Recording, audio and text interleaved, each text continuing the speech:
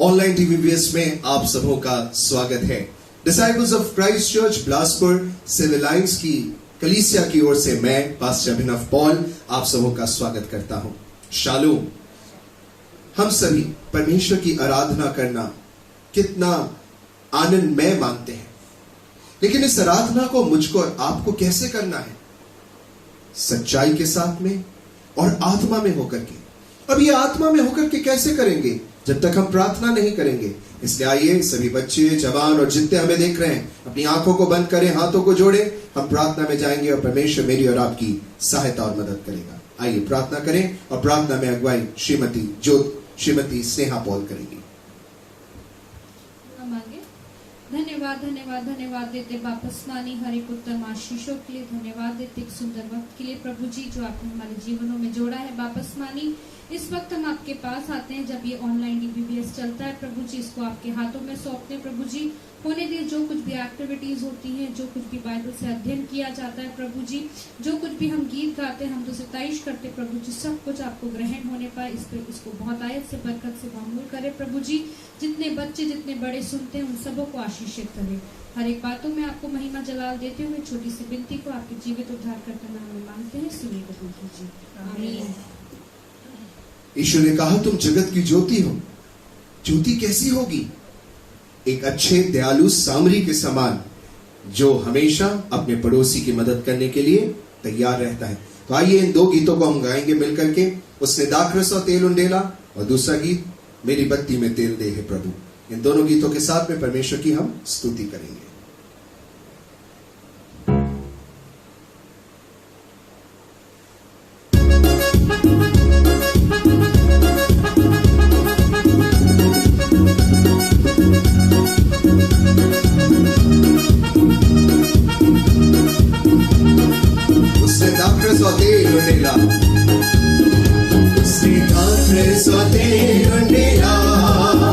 मेरी आत्मा को चंगा किया। उसने दाखरस और तेल उंडेला, मेरी आत्मा को चंगा किया। यदि हो के किनारे तू आ पाया, यदि हो के किनारे तू आ पाया, उसने दाखरस और तेल उंडेला। यीशु यीशु यीशु मैंने उससे पा लिया, यीशु यीशु यीशु मैंने उससे पा लिया, यीशु यीशु यीशु मैंने उससे पा लिया, मैंने यीशु को पा लिया। मेरी बत्ती में तेल, मेरी बत्ती में तेल, मेरे प्रभु, मेरी बत्ती में तेल तू दे, हालेलुया। मेरी बत्ती में तेल, मेरे प्रभु, मेरे आनंदों में तू ज्योति।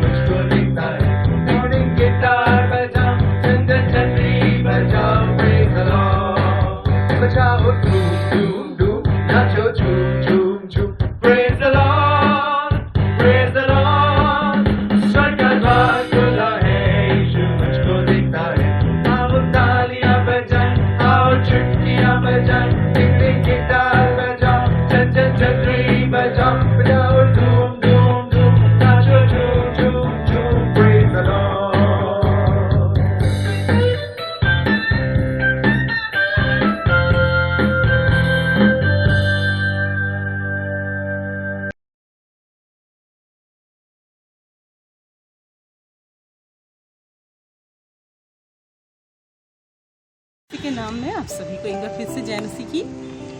आज के VBS के लिए हमने जो पद चुना है वो पाया जाता है भजन संहिता उसका 23 उसका 1। यहोवा मेरा चरवाहा है, मुझे कुछ घटी नहीं होगी। एक बार फिर से इस पद को मेरे साथ दोहराइए। यहोवा मेरा चरवाहा है, मुझे कुछ घटी नहीं होगी। सचमुच में प्रियो, यहोवा यदि हमारा चरवाहा है तो यकीन मानिए हमारे जीवन में किसी भी भली बात की घटी यहोवा होने नहीं देगा। लेकिन इस पद के लिए हमारा विश्वास बहुत दृढ़ होना चाहिए। आइए इस पद को हम पुनः दोहराते हैं। यहोवा मेरा चरवाहा है, मुझे कुछ घटी नहीं होगी।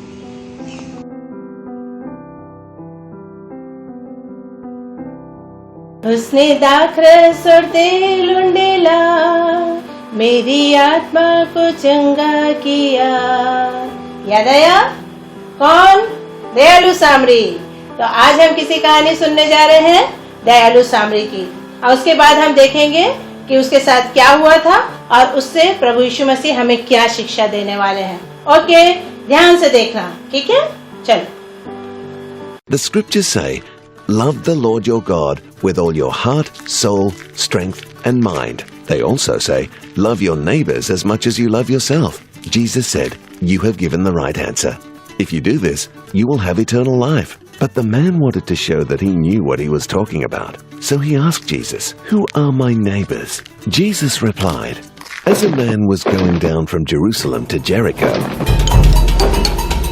robbers attacked him.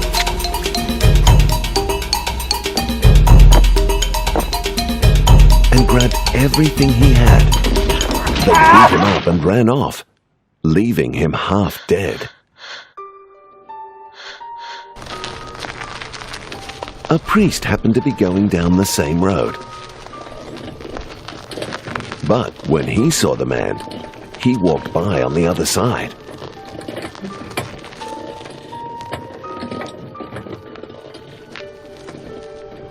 Later, a temple helper came to the same place. But when he saw the man who'd been beaten up, he also went by on the other side.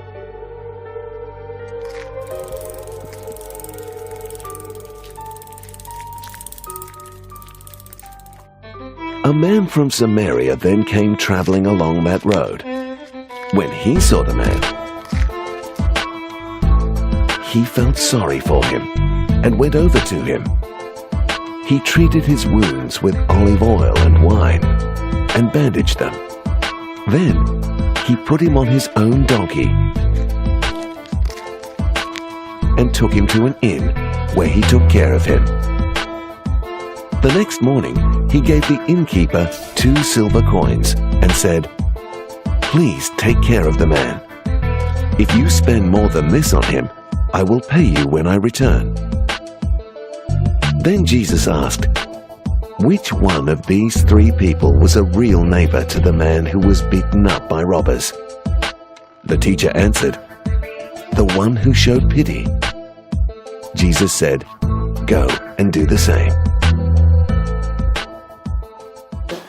ये जो दयालु सामरी था, जो कहानी हमने देखी जिसमें, उसमें हमने क्या देखा कि एक आदमी जो था वो कहां से कहां जा रहा था? यरूशलेम से यरीहो की ओर, अर्थात आशीषित जगह से वो किधर जा रहा था? श्रापित नगर की ओर जा रहा था। और वहां उसे किसने घेर लिया? डाकुओं ने घेर लिया। हमारा जीवन भी ऐसे ही है। जब हम परमेश्वर की संगति से, प्रभु यीशु मसीह की संगति से, चर्च की संगति से, संडे स्कूल से अलग हटकर हम कहाँ चले जाते हैं? मौज मस्ती करने वाली जगहों में, जहाँ बहुत आनंद हमको मिल रहा है सांसारिक रूप से, उन चीजों को हम प्राथमिकता देते हैं और वहां चले जाते हैं। तब हम क्या होते हैं? जैसे वो डाकुओं से घिर गया था, वैसे मैं और आप भी परेशानियों और समस्याओं से घिर जाते हैं। और जब घिर जाते हैं तब क्या हुआ? वो अधमुआ कहाँ पड़ा था? जंगल में पड़ा हुआ था। पहले कौन आया वहां? बिल्कुल सही, याजक निकला वहां से। एक बहुत बड़ा धनवान व्यक्ति वहां से निकला, उसको देखता है, लेकिन वो उसकी सहायता नहीं करता है। वो सोचता है कि मेरा इतना बड़ा रथ, इतना पैसा, इतने शान और शौहरत, ऐसे इंसान की सेवा करने के लिए मैं कैसे नीचे उतर सकता हूँ, मेरे कपड़े गंदे हो जाएंगे, है ना। और इसलिए वो उसकी सहायता नहीं करता। उसके बाद कौन निकलता है? लेवी निकलता है। ये लेवी जो रहता है वो भी क्या रहता है? धनवान व्यक्ति रहता है। उसके पास तक तो जाता है उसकी कराहने की आवाज को सुनकर, लेकिन वो भी उसकी सहायता नहीं करता है। उसे लगता है कि यहाँ तो कोई देख नहीं रहा, चुपचाप निकल जाता हूँ। जब लोग देखते रहे तो काम करने से क्या मिलती है? तालियां मिलती हैं, शाबाशी मिलती हैं। यहाँ तो कोई भी नहीं है, मैं चला जाता हूँ। लेकिन उसके बाद एक वहां से कौन निकलता है? सामरी व्यक्ति निकलता है ना। ये बड़ा दयालु था। वो गाना गाते हुए जाता है, लेकिन जब उसे सुनाई देती है कराहने की आवाज तो रुक जाता है। वो जाता है, उसको दवाई करता है उसकी, और उसको लेकर कहाँ जाता है? हॉस्पिटल लेकर जाता है। वहां उसके लिए वो पैसे भी देता है ताकि उसकी सेवा अच्छे तरीके से हो सके और वो चंगाई को प्राप्त कर सके। मुझे और आपको ये दृष्टांत प्रभु यीशु मसीह ने इसलिए बताया कि वो जो धनवान पुरुष था ना, जो प्रभु यीशु मसीह के पास आया था, तो प्रभु यीशु मसीह कहते हैं तू आज्ञाओं को माना कर। वो पूछता अनंत जीवन पाने के लिए क्या करूं? तो आज्ञाओं को माना कर। तो प्रभु यीशु मसीह बोलते हैं कि तू परमेश्वर, अपने पिता परमेश्वर से अपने सारे प्राण, अपनी शक्ति, अपने सारे मन से और अपनी बुद्धि से प्रेम रखना, और उसी के समान दूसरी आज्ञा क्या? कि अपने पड़ोसी के समान प्रेम रखना। तो वो बहुत चतुर था। वो बोलता मेरा पड़ोसी कौन है? तब प्रभु यीशु मसीह ने ये बताया। तो अब इस घटना में बताओ सच्चा पड़ोसी कौन था उस व्यक्ति का? जी हाँ, वो दयालु सामरी, जिसने उसकी सहायता की थी। मेरे और आपके जीवन में भी बच्चों, मेरे आपके माता पिता, भाई बहन, या मेरे घर के बाजू में मिसेस शालिनी राव लोग रहते हैं, रिया राव लोग रहते हैं, पादरी पटेल रहते हैं, वो मेरे पड़ोसी नहीं है। मेरे पड़ोसी कौन है? सच्चे पड़ोसी कौन है? वे जो कि अनाथ हैं, विधवा हैं और गरीब हैं, जो परेशानी और समस्याओं में पड़े हुए हैं। अभी कोरोना वायरस फैला हुआ है। यहाँ पर क्या है? बहुत से लोग हैं जिनको खाने के लिए नहीं है, जो जिनके पास दवाई नहीं है। ऐसे लोगों की जब हम सहायता करते हैं तो हम क्या ठहरते हैं? सच्चे पड़ोसी ठहरते हैं उनके। ये होता है सच्चे पड़ोसी का मतलब। और यही प्रभु यीशु मसीह इस दृष्टांत के द्वारा उस अनंत जीवन का अधिकारी होने के लिए जो व्यक्ति आया था उसको बताना चाहते हैं कि तुम स्वर्गीय राज में तब प्रवेश कर पाओगे जब तुम सचमुच में अपने पड़ोसी से अपने समान प्रेम रखोगे। समझ में आया? चलो प्रभु यीशु मसीह के लिए जोरदार ताली बजाओ। God bless you.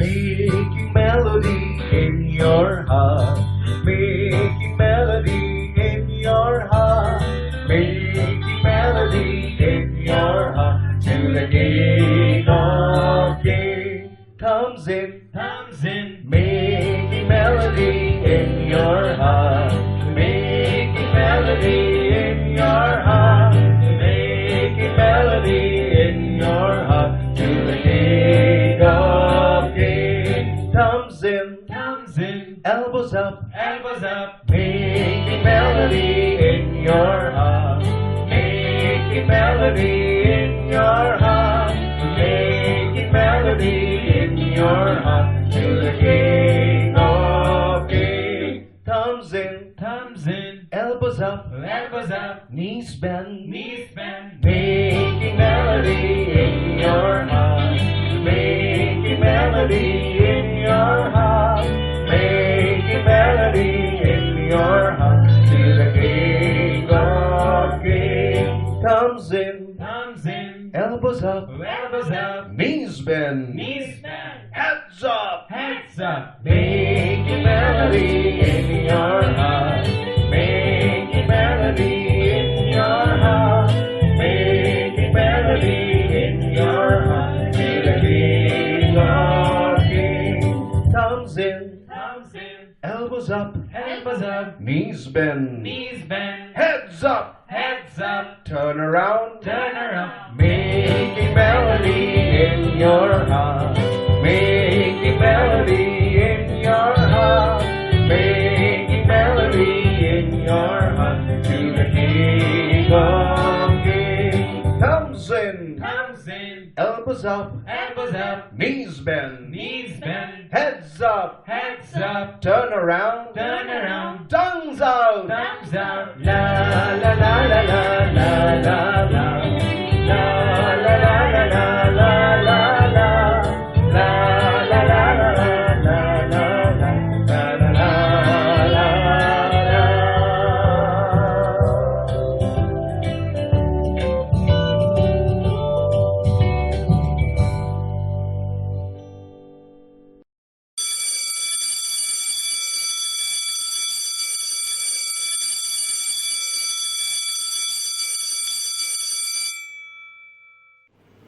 Good morning बच्चों, आप सबों को जय मसीह की। आज मैं आपको आज्ञाकारिता के विषय में बताऊंगा। आज्ञाकारिता या ओबीडियंस से हम क्या समझते हैं। आज्ञाकारिता का मतलब है कहना मानना, बात सुनना, आदेशों और आज्ञाओं का पालन करना। हम सब इस बात को जानते हैं क्योंकि हम संडे स्कूल जाने वाले बच्चे हैं। हम सबको पता है कि आज्ञाकारी होना क्या होता है। आइए संडे स्कूल की एक वो कहानी जिसे हम सब बहुत अच्छे से जानते हैं एक बार फिर से सुनते हैं और उसके बाद आगे चलेंगे कि आज्ञाकारिता क्या होती है। बहुत समय पहले कनान देश में एक भला पुरुष रहता था जिसका नाम था अब्राहम। वो परमेश्वर पिता से बहुत प्रेम करता था और वो उसकी आज्ञाओं पर चलता था और परमेश्वर पिता भी उससे बहुत प्रेम करते थे। एक बार परमेश्वर पिता अब्राहम से वाचा बांधते हैं और उसे आकाश के सितारे दिखाकर कहते हैं कि मैं इस तेरे वंश को भी ऐसे ही फैला दूंगा और अनगिनत बना दूंगा और तू विश्वास का पिता कहलाएगा। लेकिन बात यह रहती है कि अब्राहम और उसकी पत्नी सारा, उनका कोई भी संतान नहीं रहता है और उनकी उम्र भी बहुत बढ़ चुकी रहती है। लेकिन परमेश्वर पिता ने ये वाचा बांधी थी तो वो इसे पूरा करेगा, ये विश्वास के साथ वो अपने जीवन में आगे चल रहे थे और ऐसा होता भी है। परमेश्वर पिता ने उन्हें एक पुत्र दिया, उसका नाम रखा इसहाक। जब इसहाक हुआ तो वो लोग दोनों बहुत बुजुर्ग थे, परंतु उन्होंने परमेश्वर पिता का बहुत धन्यवाद दिया और वो बहुत आनंदित हुए। वो परमेश्वर पिता का धन्यवाद देते हुए अपने जीवन में आगे बढ़ने लगे। परंतु एक समय ऐसा आया जब परमेश्वर पिता ने अब्राहम को कुछ कहा। अब्राहम परमेश्वर पिता को बलि चढ़ाया करता था, बलि के पशु, और वो परमेश्वर पिता का धन्यवाद दिया करता था। एक समय परमेश्वर पिता ने उसे ये आज्ञा दी कि उन्हें बलि के पशु नहीं परंतु इसहाक की बलि चाहिए और उन्होंने अब्राहम को कहा कि तू अपने इकलौते पुत्र इसहाक को मेरे लिए बलि करके चढ़ाना तो मैं तुझसे प्रसन्न होऊंगा। तब अब्राहम बहुत विचलित हो गया, लेकिन परमेश्वर पिता ने आज्ञा दी थी और वो आज्ञाकारी था तो उस आज्ञा को पालन करने के लिए अपने पुत्र इसहाक को लेकर वो उस पहाड़ी पर चलने लगा जहां उसे बलि चढ़ाना था। जब वो रास्ते में जा रहे थे तो अब्राहम बहुत परेशान था और इसहाक बार बार उससे सवाल कर रहा था कि हमने बलि का पशु क्यों नहीं रखा। लेकिन अब्राहम उसे ये बोल देता था कि परमेश्वर सब चीजों की व्यवस्था करेंगे।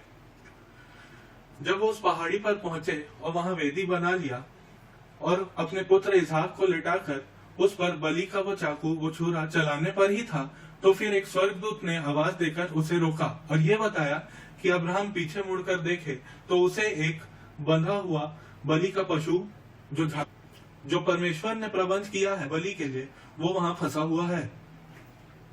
फिर आगे की कहानी हम सब जानते हैं कि अब्राहम उस बलि पशु को वहां से छुड़ाता है और अपने पुत्र के बदले उस पशु की बलि करता है और दोनों अब्राहम और इसहाक बड़े आनंद के साथ वहां से लौटकर अपने घर चले आते हैं और वहीं पर अब्राहम यहोवा परमेश्वर को यहोवा यिरे पुकारता है, मतलब कि उपाय करने वाला। इस कहानी से हम ये देखते हैं और ये समझ पाते हैं कि आज्ञाकारी होना कितना महत्वपूर्ण है। जब अब्राहम उस अनहोनी बात को करने जा रहा था, उस आज्ञा को जो कि यहोवा ने उसे दी थी उसे पूरा करने जा रहा था तो वो बहुत विचलित था, लेकिन फिर भी यहोवा ने उसे ये आज्ञा दी थी तो वो करने जा रहा था। इस आज्ञाकारिता के कारण उसे कितनी आशीषें मिलती हैं। इस तरह से वो अपने विश्वास को, अपने ट्रस्ट को, अपने फेथ को परमेश्वर पिता पे जाहिर करता है। वो उन आशीषों के दरवाजों को खोल देता है जो कि परमेश्वर पिता ने उसके लिए बहुत पहले से रखा हुआ था, क्योंकि वो परमेश्वर की आज्ञाओं का पालन करता था। आज्ञाकारी होने से उसने परमेश्वर की महिमा की और हम सब जानते हैं परमेश्वर पिता ने उसे कितनी बड़ी बड़ी आशीषों से नवाजा और परमेश्वर पिता उससे और भी ज्यादा प्रेम करने लगे। जहां हम एक और देखते हैं कि आज्ञाकारी होने का उसे इतना बड़ा फल मिला, वहीं हम बाइबल से कुछ एग्जाम्पल्स ऐसे भी देख सकते हैं जिससे हमें ये पता चलता है कि अगर हम आज्ञाकारी नहीं होंगे तो हमें क्या होगा। हम देखते हैं आदम और हवा के जीवन को। उन्हें आज्ञा मिली थी कि उस भले और बुरे के ज्ञान के वृक्ष के फल को न खाना, परंतु उन दोनों ने उस आज्ञा को न माना और उस फल को खाया और उनका प्रतिफल ये निकला कि उन्हें अदन की वाटिका से भगा दिया गया, उन्हें उन आशीषों से, उस सुख चैन के जीवन से भगा दिया गया और ये पाप गिना गया। वहीं हम आगे बढ़ते हैं तो एक और नूह को देखते हैं। जबकि गर्मी का समय था, धूप थी, अकाल जैसी स्थिति थी, वहां परमेश्वर पिता नूह को यह आज्ञा देता है कि मैं इस संसार को जल से भर दूंगा और तू एक जहाज बना। सब उस पर हंसते हैं, विषम स्थिति रहती है, लेकिन नूह उस जहाज को बनाता है और वैसा बनाता है जैसा परमेश्वर ने आज्ञा दी थी। इवन लंबाई, चौड़ाई, कमरे ठीक वैसे बनाता है जैसा परमेश्वर ने आज्ञा दी थी। उसका प्रतिफल ये रहता है कि नूह को परमेश्वर आशीषों से भर देता है। नूह से परमेश्वर प्रेम करने लगता है, नूह के साथ परमेश्वर रहता है, बिकॉज नोआ ओबेड गॉड। जहां हम देखते हैं कि परमेश्वर नूह और अब्राहम जैसे लोगों के साथ रहता है और उन्हें कई आशीषों से परिपूर्ण करता है, सिर्फ इसलिए कि वो आज्ञाकारी थे। वैसे ही अगर हम भी आज्ञाकारी बनेंगे तो परमेश्वर हमें भी वैसी ही बहुत सारी आशीषों से परिपूर्ण करेगा। और हम ये भी देख चुके हैं कि अगर हम आज्ञाकारिता का पालन नहीं करेंगे तो फिर हो सकता है कि परमेश्वर हमें भी उन आशीषों से वंचित कर दे और उन आशीषों से दूर कर दे, जैसा कि उसने आदम और हवा को किया था। बच्चों, आज हमें सीखने की ये जरूरत है कि हमें आज्ञाकारी कैसे बनना है। हमें आज्ञाकारी बनना है वचन रोज बरोज पढ़ने से, क्योंकि वचन में परमेश्वर पिता की विधियां लिखी गई हैं। हमें उन्हें सीखना है, हमें उनका भय मानना है और हमें आज्ञाकारी बनना है। वचन साथ ही हमें ये भी बताता है कि हमें अपने अधिकारियों के भी अधीन रहना है, क्योंकि उन्हें ये अधिकार भी परमेश्वर पिता की ओर से ही दिया गया है। हमारे अधिकारी हैं हमारे माता पिता, हमारे टीचर्स, हमारे अधिकारी हैं हमारे बड़े, जो हमें सिखाते हैं, जो हमें रोकते हैं। हमारे अधिकारी हैं इस देश को, इस शहर को चलाने वाले नेता, बड़े बड़े पॉलिटिशियंस और भी जितने भी अधिकारी पुलिस के हैं या जो भी हैं, जो हमें बहुत सारी बातें सिखाते हैं। हमें उन सारी बातों का पालन करना है। जबकि यह समय विषम है, हम जानते हैं कि हमें घर में रहना है, क्वारंटीन का समय है तो हमें घर में ही रहना है और उन रूल्स एंड रेगुलेशंस को भी फॉलो करना है जो इन अधिकारियों ने हमें दिया है। आज हमने 2-3 बातें सीखी। सबसे पहली कि हमें परमेश्वर पिता के प्रति आज्ञाकारी रहना है। और कैसे होना है? हमें वचन पढ़ के आज्ञाएं मानना सीखना है।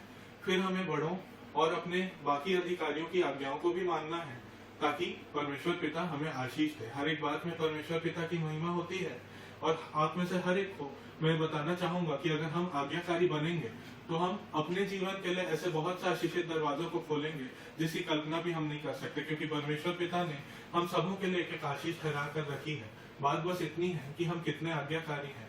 ये आज हम में से हर एक अपने अपने जीवन में देखें। आप सबों को जय मसीह की। परमेश्वर पिता हम में से हर एक को आशीष दे और आप सभी इस कोरोना वायरस के समय में, इस क्वारंटीन के समय में सुरक्षित रहे।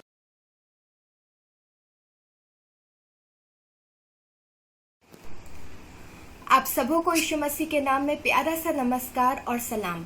मैं शीना सैमुअल आज आप लोगों के सामने यीशु मसीह के क्रूस पर से कही गई 7 वाणियां आप सबों को बताना चाहती हूँ। ये वो बातें हैं जो यीशु मसीह ने क्रूस पे से आखिरी बार कही थी, 7 बातें।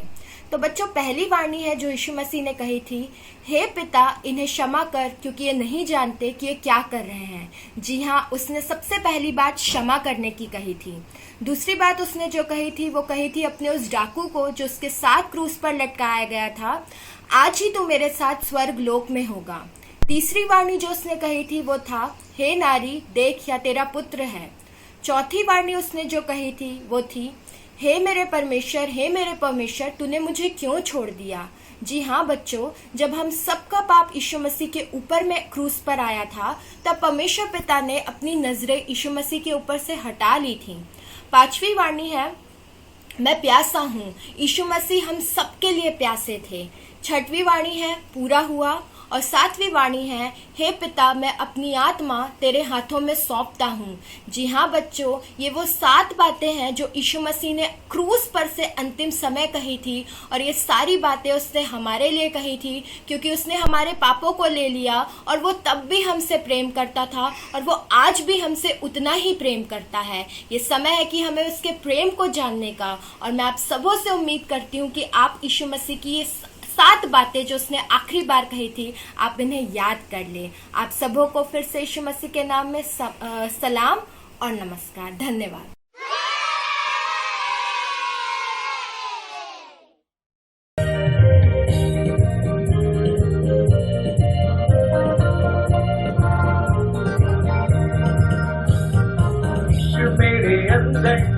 करता है वो बाहर, जीवन मेरा बदल गया। यीशु मेरे अंदर काम करता है वो बाहर, जीवन मेरा बदल गया। यीशु मेरे अंदर काम करता है वो बाहर, जीवन मेरा बदल गया। ओ मेरा जीवन बदल गया। खुशी मेरे अंदर, दुख है मेरे बाहर, जीवन मेरा बदल गया। खुशी मेरे अंदर, दुख है मेरे बाहर, जीवन मेरा बदल गया। खुशी मेरे अंदर, दुख है मेरे बाहर, जीवन मेरा बदल गया। ओ मेरा जीवन बदल गया। यीशु मेरे अंदर, दुख है मेरे बाहर, जीवन मेरा बदल गया। यीशु मेरे अंदर, दुख है मेरे बाहर, जीवन मेरा बदल गया। यीशु मेरे अंदर, दुख है मेरे बाहर, जीवन मेरा बदल गया। ओ मेरा जीवन बदल गया।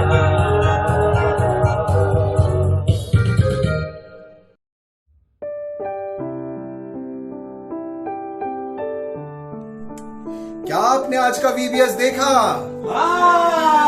पूरा देखा? झूठ। मजाक कर रहा हूं। अगर आप इस सेक्शन को देख रहे हैं तो इसका मतलब हम मानते हैं कि आपने पूरा वीबीएस देखा है। आइए आज की बातचीत आप लोगों से थोड़ी देर करते हैं। बाइबल में लिखा है कि जो निकम्मी बातें मनुष्य बोलता है उस हर एक बात का उसे न्याय चुकाना पड़ेगा न्याय के दिन पर। ये तो बड़ी खतरनाक बात हो गई। आप लोग युवा हो उस जनरेशन के जिसमें आप लोग जिसे आजकल भाषा में कहते हैं ना एक्सप्लिसिट कंटेंट देखने वाले लोग हो। नेटफ्लिक्स, अमेज़न और ना जाने इतने सारे सोशल अकाउंट्स हैं जिनमें हम लोग इन सारी चीजों को देखते हैं। और ऐसे वीडियोस को देखने में कुछ बुरा नहीं कह रहा हूं, पर इनकी जो शब्दावली है, इनकी जो भाषा है, उसको मैंने और आपने अडॉप्ट कर लिया है। और जब मैंने और आपने इन खराब बातों को, जैसे कि गालियां हैं, स्लैंग्स हैं और ना जाने लोगों को डिमीन करने के लिए बुरी बुरी बातें करना और बैड वर्ड्स का यूज करना, इसको मैंने और आपने अपनी लाइफस्टाइल का पार्ट बना लिया है। इसके कारण क्या होगा? मैं और आप एक किसी की भलाई करने वाला जीवन नहीं जी पाएंगे। इसको मैं आपको एक छोटे से उदाहरण से बताना चाहूंगा। दो ग्लास है, बिल्कुल एक जैसे दिख रहे हैं। मान लेते हैं दोनों मसीह हैं, दोनों अपना जीवन प्रभु के लिए दे चुके हैं, लेकिन एक जन जो है वो अपनी भाषा पर, अपने शब्दों पर नियंत्रण रखता है और दूसरा जो है वो उस पर नियंत्रण नहीं रखता है। अब देखिए, लाइफ ने बहुत सारी चीजें इसके जीवन में डाली और ये सारी बातों को क्या करके रख पा रहा है? सिक्योर करके रख पा रहा है। लेकिन एक और है जो बुरी बातें बोलता है और अपशब्द इस्तेमाल करता है, चुगली करता है, बुराई करता है और अपने मुख का उपयोग सही रीति से नहीं करता है। उसके जीवन में भी बहुत सारी बातें आती हैं, लेकिन वो उन बातों को अपने अंदर में रख नहीं पाता है, सारी आशीषों को कंट्रोल करके रख नहीं पाता है, क्योंकि उसके जीवन में क्या है? इन अपशब्दों के कारण एक छोटा सा होल बन गया है। आशा करता हूं आप मेरी बात समझ गए होंगे। और सारे जवान और सारे बच्चों से कहना चाहता हूं, अपने डिक्शन पर सिर्फ जो बोलते हो वो नहीं, जो आप व्हाट्सएप पे यूज करते हो, जो आप इंस्टाग्राम पे यूज करते हो, जो आप वीडियोस बनाते हो उसमें पुट करते हो, उस पर ध्यान देना आप कैसी भाषा का इस्तेमाल कर रहे हो, क्योंकि बाइबल कहती है जो निकम्मी बातें तुमने कही हैं उन पर तुम्हारा न्याय उस न्याय के दिन में जरूर होगा। May God bless each and every one of you.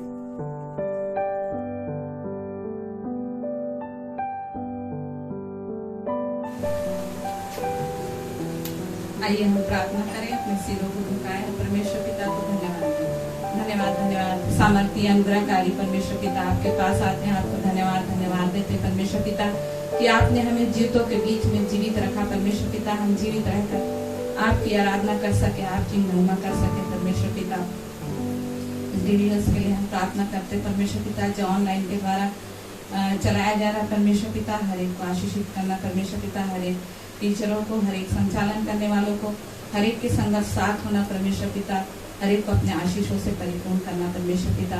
इन बच्चों के संगत साथ होना जो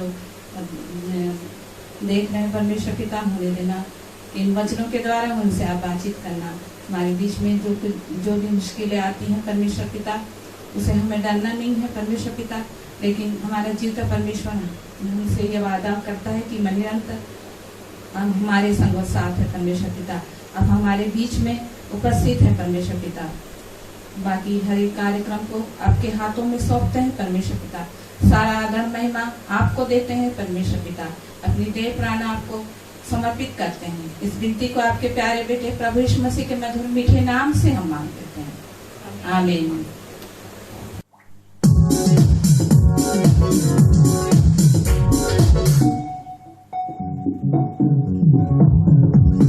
हमारा VBS हो गया है अभी, हमारा VBS हो गया है अभी। सलाम सलाम फिर मिलेंगे सभी, सलाम सलाम फिर मिलेंगे सभी। आइए हम आशीष ग्रहण करेंगे। और अब जो हमें ठोकर खाने से बचा सकता है, उस अद्वैत सर्वशक्तिमान पिता परमेश्वर का प्रेम, प्रभु यीशु मसीह का अनुग्रह, पवित्र आत्मा की शांति और सहभागिता हम सबों के साथ में, विशेषकर इस VBS को देखने वाले सभी बच्चे, बड़े और जवानों के साथ अब से लेकर सदा तक बनी रहे, आमीन।